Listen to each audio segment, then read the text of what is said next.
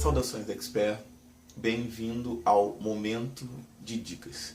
Esse Momento de Dicas é para a gente falar sobre algumas coisas práticas, e somente práticas, que são interessantíssimas para a parte de perícia.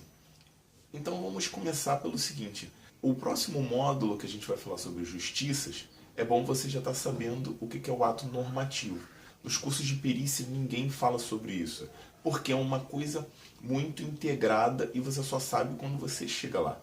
E aí, quando você começa a perceber que esses atos normativos vão mudar a sua vida, as regulamentações que tem em cada justiça, que vai falar sobre parte de honorários, parte de litisconsórcio, uma série de coisas atreladas ao que cabe à perícia fazer.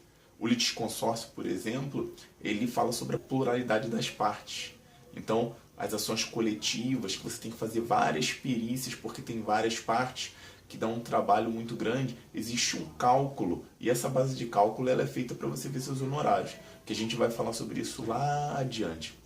Outra coisa interessante também é falar para você o básico, que é o seguinte: esse básico, ele é o ato normativo do que eu tinha falado sobre noção de direito lá atrás.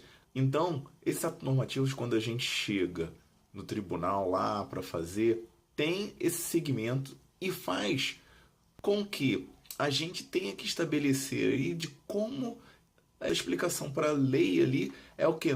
Para facilitar a execução dela. E aí com os postos regulamentares que vai fazer com que tenha uma boa explicação e tudo mais. Esses regimentos, os atos administrativos, eles têm uma atuação muito interessante porque eles visam ali entre os órgãos colegiados e tal, ver o que é mais interessante. Já doutrinava, falava que o perito deveria receber ao final do processo, 2012, 2015. E aí o que acontece? Muitos atos normativos dos tribunais ficaram para isso.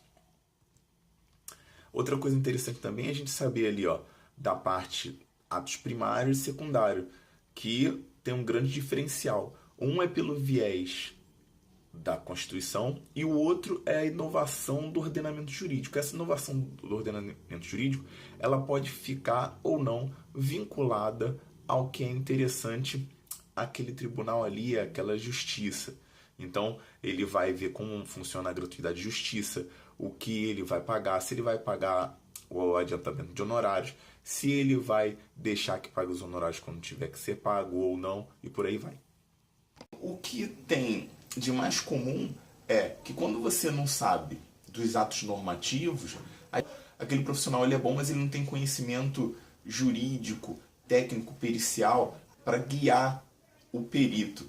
E às vezes quando fica sem nenhuma possibilidade de evoluir, como por exemplo o princípio da razoabilidade. O princípio da razoabilidade, às vezes, ele é avocado se o perito fazer com que os honorários dele fiquem mais próximos da realidade, para o perito colocar um honorário que seja ali de acordo com o valor principal da causa.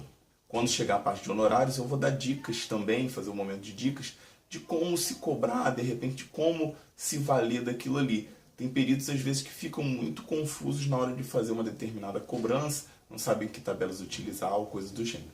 A gente vai começar a ver já nas justiças sobre os princípios. A gente tem o princípio da imparcialidade, o princípio da inércia, o princípio do contraditório, o princípio do livre convencimento. Todos esses princípios que eu acabei de citar aqui, de acordo para guiar o perito. Bem, esse momento de dicas é rápido. Inscreva-se no canal, coloque suas dúvidas, apontamentos, comentários. Muito obrigado.